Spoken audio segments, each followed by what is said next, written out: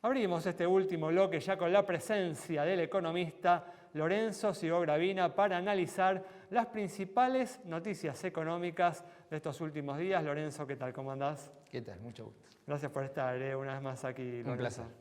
Bueno, ayer el gobierno, como dijimos ya en el primer bloque, anunció que a partir del 1 de febrero se modificará la tasa de devaluación del 2 al 1% mensual. Busca de esta manera profundizar la desaceleración de la inflación que en diciembre fue del 2,7%. Lorenzo, bueno, ¿cuál es tu opinión sobre esta decisión del gobierno del Banco Central? Confirma que la prioridad absoluta está en bajar la inflación y a costa incluso de que el peso argentino se siga apreciando, cosa que ya es preocupante porque lo vemos en las playas de los países vecinos, etcétera, que empieza a haber señales de que está muy barato el dólar en nuestro país.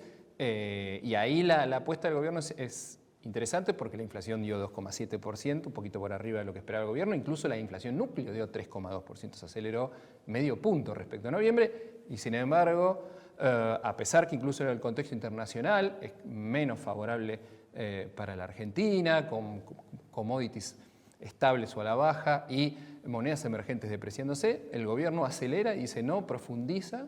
Y dice, bueno, no, todo para seguir bajando la inflación, que perfore el 2% de la inflación, para eso baja a la mitad, al 1% el ritmo de depreciación del tipo de cambio oficial y de alguna manera acelera en la curva porque obviamente el contexto ha cambiado y esto te sumo que hay una señal compleja desde la provisión de dólares que es que el mapa de agua útil en la Argentina nuevamente se pone colorado. ¿Qué significa esto? Que hay problemas de escasez de agua por falta de precipitaciones y obviamente de temperaturas muy elevadas. Claro, que obviamente puede afectar las exportaciones agrícolas de este 2025, ¿no? Exactamente, menos exportaciones agrícolas, un tipo de cambio muy apreciado que te facilita o te abarata las importaciones de turismo, de compras, etcétera. Bueno, tenemos una situación que se puede poner más compleja desde el punto de vista cambiario, menos holgado. Puede haber además en un año de elecciones, cerca de los comicios, la típica dolarización por las dudas o desencillar hasta que aclare el panorama político. Bueno, y todo eso se puede combinar obviamente en una mayor demanda, ya sea crecimiento de la brecha o que las reservas del Banco Central, que todavía están en las netas en terreno negativo, nunca salgan del terreno negativo. Se nota, ¿no?, que el gobierno se ha tomado, ¿no?, como muy en serio este objetivo que incluyó, ¿no?, el presupuesto del 2025 de una inflación del 18% para todo el año, ¿no?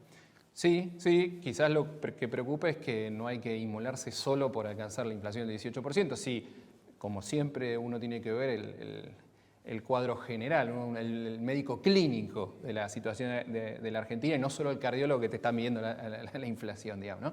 Y ahí es donde uno ve, bueno, con un contexto internacional más complejo, más adverso para la Argentina, con un riesgo de sequía, convendría quizás. Estaba la excusa, ¿no? Bueno, no fue 2,5%, esperemos un mes más a que en enero o febrero baje la inflación definitivamente de nuevo al 2,5%, la núcleo también al 2,5%, y ahí hacer esta baja del 2% al 1% del ritmo de depreciación del tipo de cambio oficial, pero el gobierno aceleró en la curva.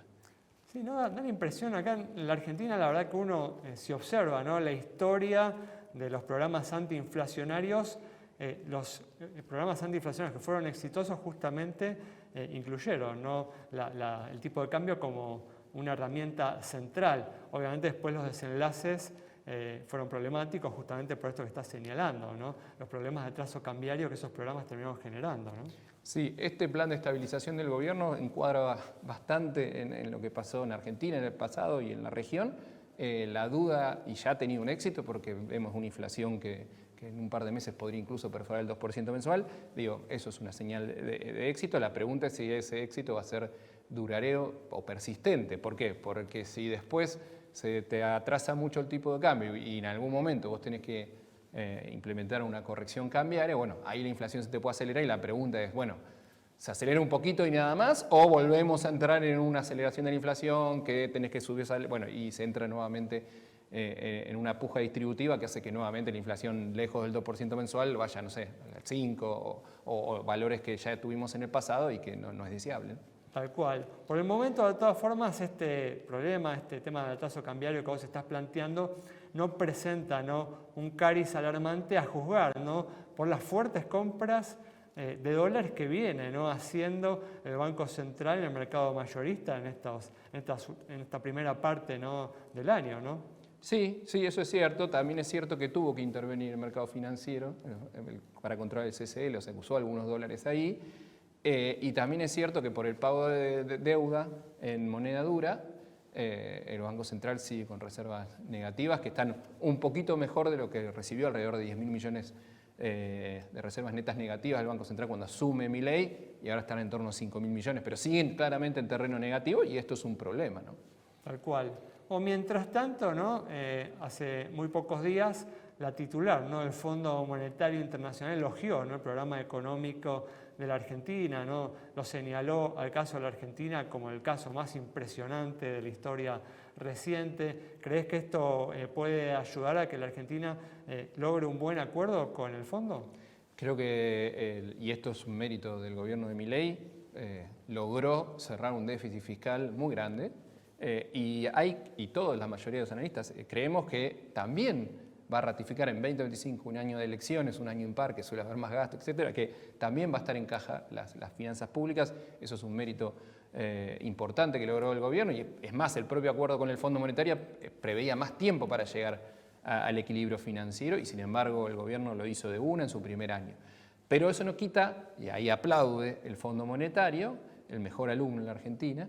Pero después está la cuestión cambiaria, que para nuevos desembolsos, para fondos frescos, le pide al gobierno mayor libertad cambiaria, que saque restricciones que de alguna manera hagan que el tipo de cambio esté un poquito más cerca, quizás, o un poquito más alto, ¿no?, a lo que sería si no hubiese restricciones, porque todavía hay stocks, hay utilidades retenidas, hay importaciones no pagadas, hay deuda comercial, hay stocks que si fueran libremente al mercado cambiario, hoy harían que el tipo de cambio esté más alto que el oficial. ¿Y cuándo estás viendo la salida del cepo? ¿Antes o después de las elecciones? Bueno, la lógica es que, lo que sí te puedo decir, no lo sé obviamente, No, lo que sí nadie te lo puedo sabe. decir es que el gobierno solo va a quitar en serio el cepo todas las restricciones si tiene garantizada la estabilidad cambiaria antes de las elecciones. Sí, Y es si la no, lógica, ¿no? pasará para después de las elecciones. Puede haber maquillaje, pueden soltar un poco, pueden hacer una corrección, pero liberar todo, que no haya ningún tipo de límite o cupo, quizás como fue en su momento Mauricio Macri, yo creo que lo más probable es que sea después de las elecciones, porque siempre hay riesgo cambiario, y si se escapa el tipo de cambio, se les escapa la inflación, que creo que es el caballito de batalla en materia económica que buscaba el gobierno aprovechar en las elecciones de mitad de término. Muy bien, muchas gracias, Lorenzo.